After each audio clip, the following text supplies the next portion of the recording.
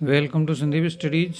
आज हम बात करेंगे वरिष्ठ कंप्यूटर अनुदेशक और बेसिक कंप्यूटर अनुदेशक 2026 का नोटिफिकेशन जारी कर दिया गया है और इसके रिगार्डिंग हम इसका जो सिलेबस देखेंगे, चेक करेंगे और टोटल पोस्ट वगैरह चेक करेंगे।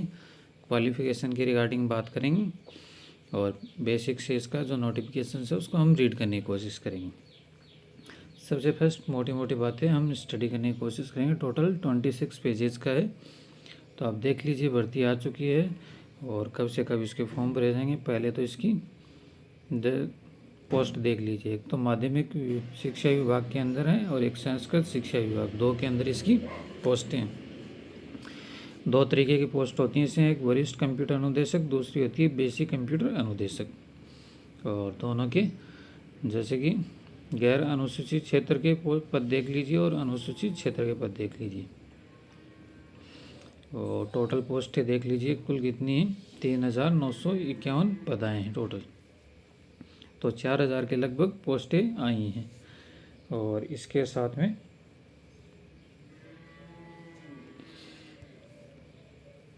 ऑनलाइन फॉर्म वगैरह के फिलअप होंगे, वो तो नॉर्मल सब में रहती हैं चीज़ें।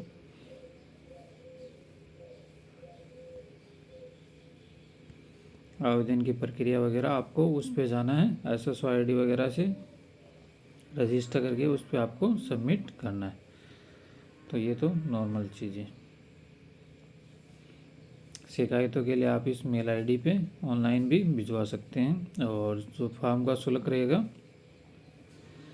तो जो जनरल सामान्य वर्ग और OBC के अंदर आते हैं उनके लिए 600 रुपये रहेगा, तथा अदर कैटेगरी के अंदर आते हैं उनके लिए 400 रुपये और दिव्यांगजन उनके लिए भी 400 रुपये रहेगा। उसके बाद में जो पोस्ट की डिटेल है, जो वरिष्ठ कंप्यूटर अनुदेशक की पोस्ट है, तो उनकी डिपार्टमेंट वाइज और स्टेट वाइज टोटल पोस्टें दे रखी। तो इनको डिटेल से कोई देखने की ज़रूरत, आप जब फिलअप करते हो तो अपने स्टेट के अकॉर्डिंग देख सकते हो कि कौन से स्टेट में कितनी पोस्टें आई हैं, वहाँ के अकॉर्डिंग चेक कर सकते हो।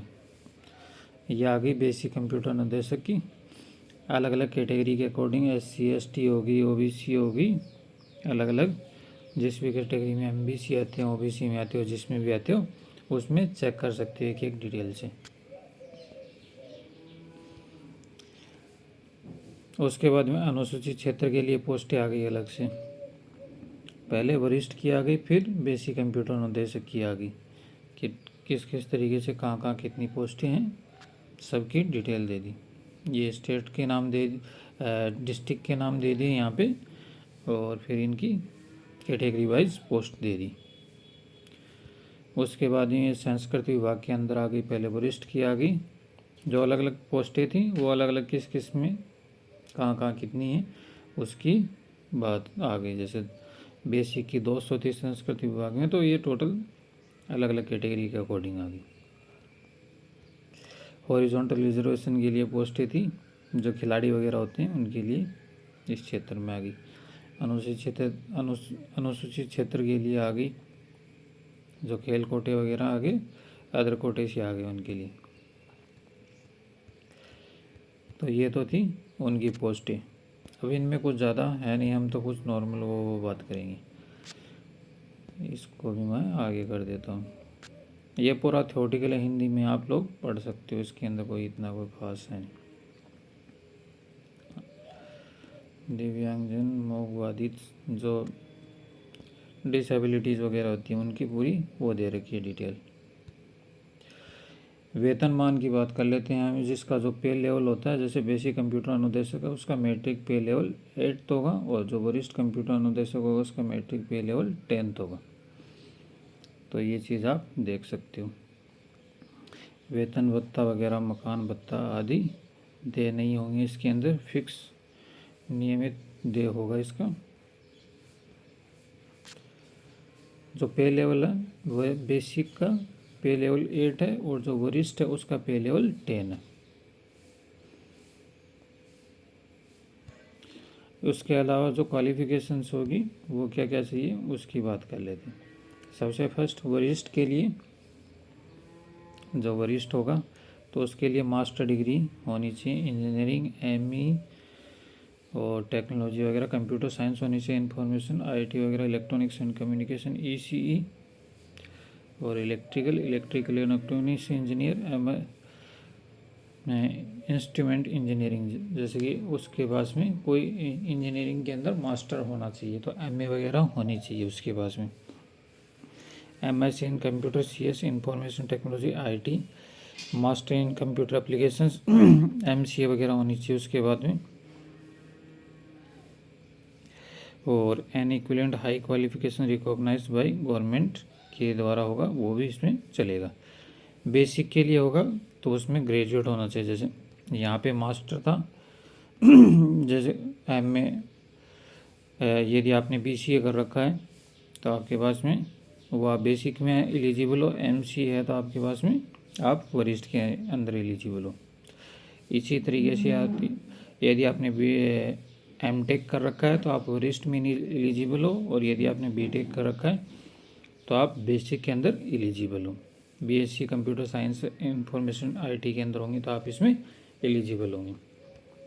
तो ये इसकी क्वालिफिकेशन से ग्रेजुएशन होना चाहिए, ए लेवल पीजीडीसीए, मिनिमम 1 ईयर का आपके पास में डिप्लोमा होना चाहिए, तो आप इसमें एलिजिबल हो सकते हो। उसके बाद नेक्स्ट हम देखते हैं अन्य योग्यता क्या होनी चाहिए, स्वास्थ्य और चरित्र वगैरह सही होना चाहिए उसका, राष्ट्रीयता वगैरह, ये आयु आप देख लीजिए, वैसे भी 40 वर्ष तक होती है, 18 से प्राप्त कर चुका और 40 से वर्ष का नहीं हुआ हो, ठीक है, तो इनके बीच में होता है, आप आयु का ध्यान में रखना। और इसके साथ में कैटेगरी वाइज होते हैं तो वो छूट उसमें मिलती ही है, ओबीसी एससी एसटी कैटेगरी जिसमें भी आप आते हो उसकी छूट उसे मिल जाएगी। उसके बाद आप देख लीजिए ये पेंशन विज्ञापन नियम वगैरह, वो जो छोटी छोटी चीज़ें होती हैं फॉर्म की रिगार्डिंग। परीक्षा का आयोजन उक्त 23/8/2026 को, अभी डेट डिसाइड है बिल्कुल, कंप्यूटर आधारित सीबीटी, टैबलेट आधारित टीबीटी, ऑफलाइन ओएमआर आधारित परीक्षा करवाई जानी प्रस्तावित है। या तो कंप्यूटर आधारित हो सकती है या ऑफलाइन भी हो सकती है, ओएमआर बेस्ड, वो बोर्ड पे डिपेंड करता है कि वो किस चीज़ में करवाता है, ये अधिकार है। परीक्षा के दिनांक में परिवर्तन करने का अधिकार बोर्ड के पास सुरक्षित है। अभी ये डेट डिसाइड की गई है, लेकिन आगे इन किसी कारणवश से आगे भी चेंज वगैरह हो सकता है इसके अंदर। उसके बाद में नेक्स्ट नियुक्ति अयोग्यता, ये छोटी छोटी चीज़ें आप पढ़ लेना इनको कि कब उसकी नियुक्ति वगैरह, एक बार तो भर्ती आई है, भर्ती हो उसके बाद देखा जाएगा नियुक्ति की। पहले हम इसका पेपर वगैरह का सिस्टम चेक करते हैं कि क्या क्या इसमें आया है, क्या क्या इसमें बना, संशोधन वगैरह, जो भी आप फॉर्म फिलअप वगैरह कर रहे हो तो इसके अंदर पूरी चीज़ें सही से फिल करनी है ताकि वहाँ पे दिक्कत नहीं हो एग्ज़ाम के समय। शुल्क वगैरह के अंदर कि मतलब कि आप यदि दोबारा से उसमें चेंजमेंट करना चाहोगे तो शुल्क लगेगा उसमें।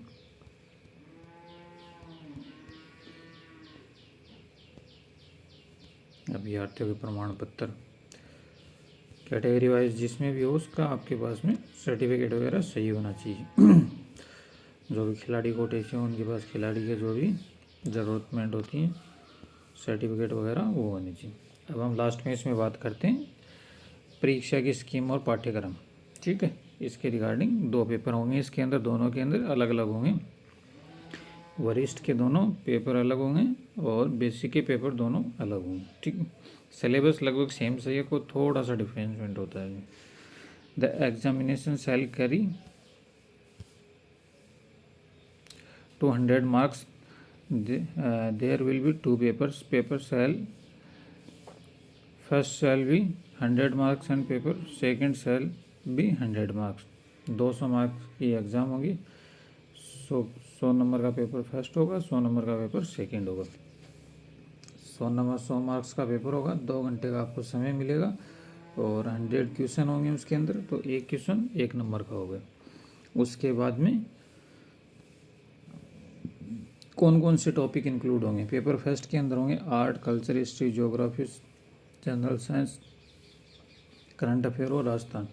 राजस्थान का करंट अफेयर आ गया, जिसमें आर्ट, कल्चर, हिस्ट्री वगैरह सब आ गई, ज्योग्राफी आ गई और जनरल साइंस की आ गई, जैसे 10वीं तक की साइंस होती है उसके रिगार्डिंग। सेकंड है पेपर क्या है अंदर, जनरल एबिलिटी, तो रीजनिंग आ गई इसके अंदर पूरी, logical and analytical ability, decision making, problem solving, general mental ability, basic numeracy आ गई। 10th लेवल का इसमें पूछा जाएगा, जो डाटा इंटरप्रिटेशंस वगैरह की जो क्वेश्चन होंगे, जो 10th लेवल के चार्ट्स, ग्राफ, टेबल वगैरह के रिगार्डिंग जो क्वेश्चन पूछे जाएंगे वो इस लेवल के पूछे जाएंगे।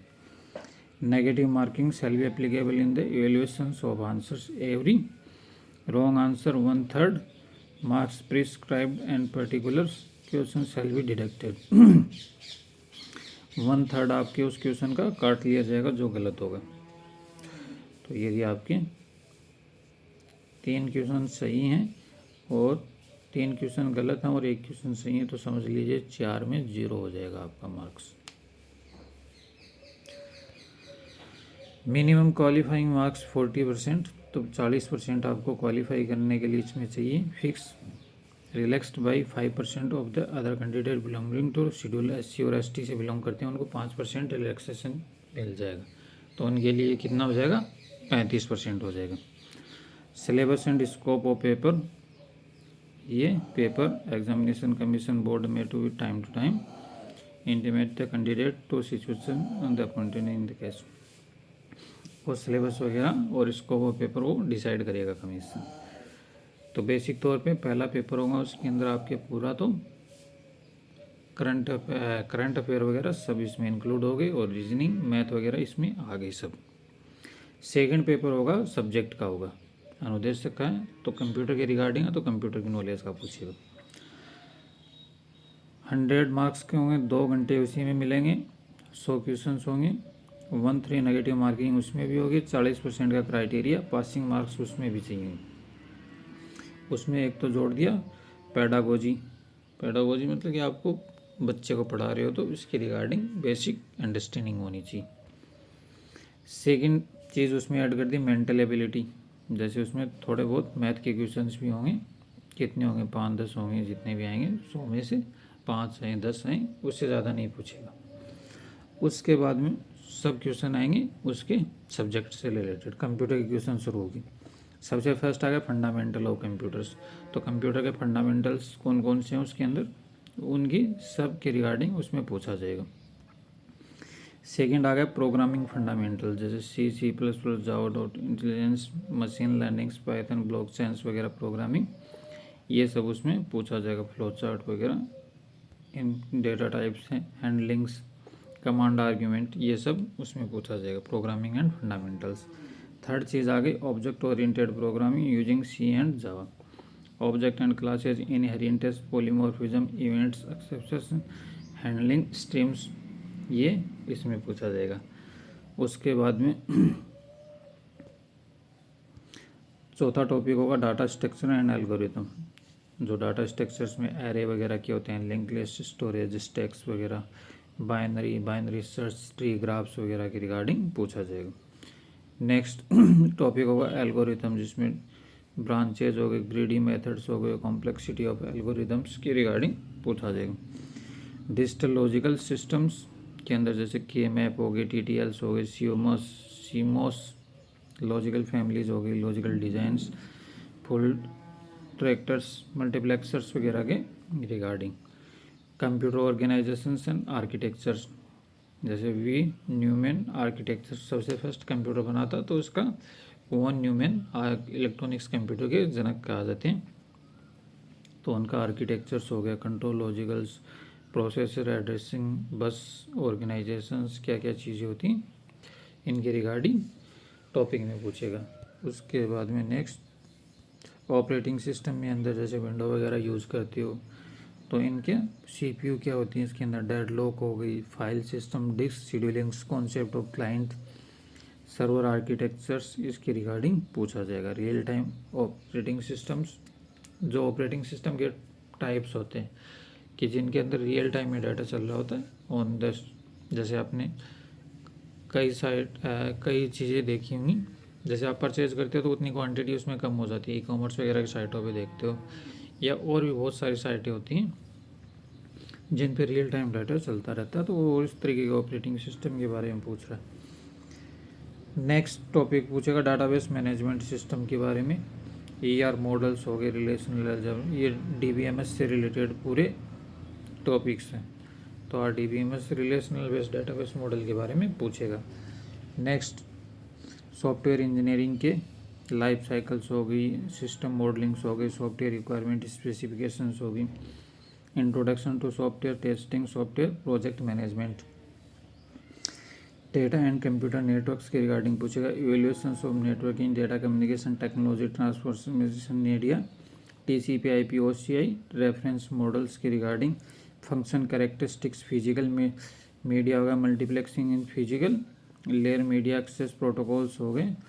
तो जैसे ये ब्लूटूथ का होता है, उसके बाद में टोकन बस का हो गया, रिंग का हो गया और वाईफाई का हो गया। तो इनके रिगार्डिंग पूछ रखा है। TCP UDP DNS क्या क्या चीज़ें होती हैं, ये जैसे मैं डाटा और कंप्यूटर नेटवर्क्स के नोट्स आपके साथ में शेयर किए थे, उनमें सब में ये चीज़ें हैं।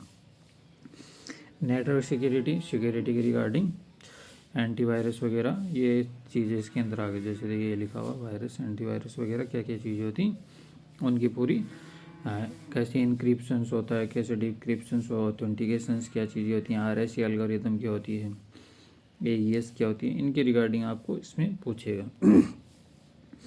नेक्स्ट आ गया basic of communications.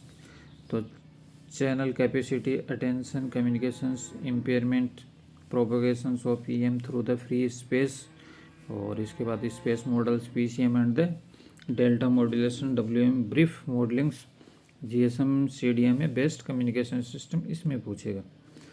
Next topic पूछेगा वेब की, जैसे HTML वगैरह होगी उसके बारे में पूछेगा। Web page authority using HTML document object model concept importance, HTML documentations, project cascading style, CSS extensive XML के बारे में पूछ लिया, बेसिक ऑफ PHP, जावास्क्रिप्ट वगैरह पूरी चीज़ें इसमें डाल दी इसने। तो पूरी ये मतलब कि PHP लिख दिया तो PHP के कॉन्सेप्ट इसमें पूरे आ गए। सिलेबस एंड स्कोर और पेपर्स, तो ये जैसे कमीशन वगैरह डिसाइड करेगा कि इसके अंदर क्या क्या अथॉरिटी होगी, वो किस तरीके से करवाएंगे, वो उन पर डिपेंड करता है। नेक्स्ट चीज़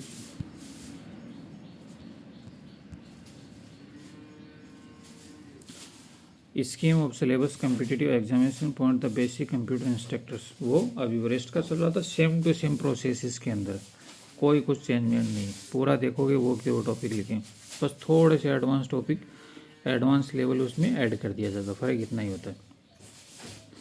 पूरा का पूरा सेम लिखा हुआ, वही 10th लेवल है, वही मार्किंग है, वही 100 नंबर का पेपर्स है, और वही इसके अंदर पूरे के पूरे टॉपिकों के नाम से को थोड़ा सा चेंजमेंट होता है। जैसे कि प्रोग्रामिंग फंडामेंटल्स होता है, इसमें डिटेल से दे दिया। जैसे सेकंड पेपर के अंदर मेंटल एबिलिटी में तो वही रहेगा फंडामेंटल्स, कंप्यूटर के अंदर देखोगे तो इसमें डिटेल से बता दिया कि पॉइंटिंग डिवाइस हो गए, वह analogues, number systems, decimal, binary, hexadecimals, introduction to data processing. पर आपके पूरा जब नंबर सिस्टम उसमें डाल दिया तो पूरे ये सब चीज़ें पढ़नी पड़ेंगी इसके अंदर। डेटा प्रोसेसिंग में देखोगे तो जैसे माइक्रोसॉफ्ट वर्ड के सब पढ़ लेना, ये पावर पॉइंट हो गया, DBM सॉफ्टवेयर एक्सेस वगैरह होगी, ये सब चीज़ें इसके अंदर इंक्लूड होगी। प्रोग्रामिंग फंडामेंटल में देखोगे आप तो introduction to C++, .NET, artificial intelligence, machine learnings, blockchain वगैरह होगी, introduction to object oriented programming, integrated development environment advantage इसके अंदर आ गई। डेटा स्ट्रक्चर एल्गोरिदम्स, वही सब चीज़ें आ गई इसके अंदर। अब इसमें डिटेल से बता दिया कि इसको लिंक लिस्ट, एरे वगैरह, स्टोरेज वगैरह सब चीज़ें इसमें इंक्लूड होगी। कंप्यूटर ऑर्गेनाइजेशन, ऑपरेटिंग सिस्टम्स, ये सब चीज़ें आ गई। Computer network, database management systems, designing internet things of applications, एक इसको अलग तरीके से लिख दिया। जैसे लैन वैन सब उसमें एडवांस लेवल है, इसमें नॉर्मल लेवल है, बस याद इतना रखना। और ये जो पेपर करने के लिए कि जो 5वां विकल्प आपको भरना पड़ेगा उसके अंदर, यदि आपको उस 4 में से नहीं चूज करते, तो ये इसका नोटिफिकेशन था। तो बेसिक बेसिक चीज़ें मैंने आपके साथ शेयर की। Thank you so much.